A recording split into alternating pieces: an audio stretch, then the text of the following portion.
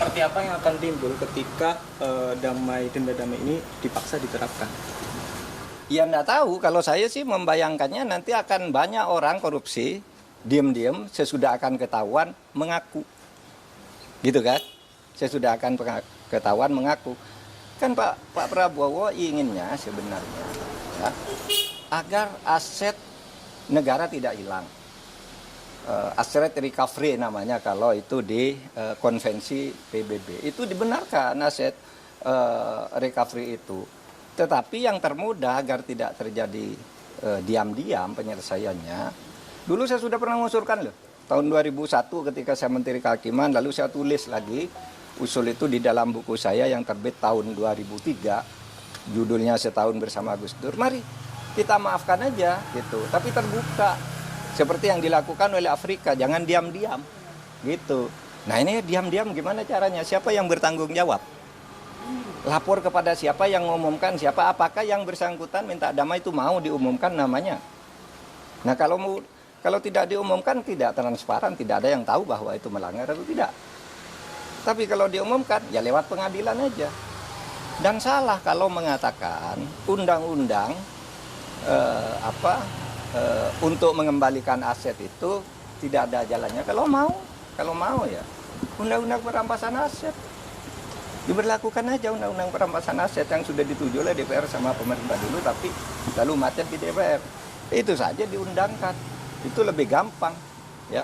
Undang-undang perampasan aset itu kan bisa dilakukan begitu. Oke? Bapak Mahfud menilai bahwasanya apa yang disampaikan oleh Menteri Hukum itu salah kaprah, Pak. Saya kira bukan salah kaprah, salah beneran. Kalau salah kaprah itu biasanya sudah dilakukan, terbiasa meskipun salah. Ini belum pernah dilakukan kok. Mana ada korupsi diselesaikan secara damai? Itu korupsi baru, namanya kolusi. Kalau diselesaikan secara damai. Dan itu sudah sering terjadi kan? Diselesaikan diam-diam antar penegak hukumnya yang ditangkap. Kalau menyelesaikan diam-diam kan banyak tuh yang terjadi. Jaksa, polisi, hakim masuk penjara kan mau menyelesaikan diam-diam. Iya toh? Itu sama aja. Oke.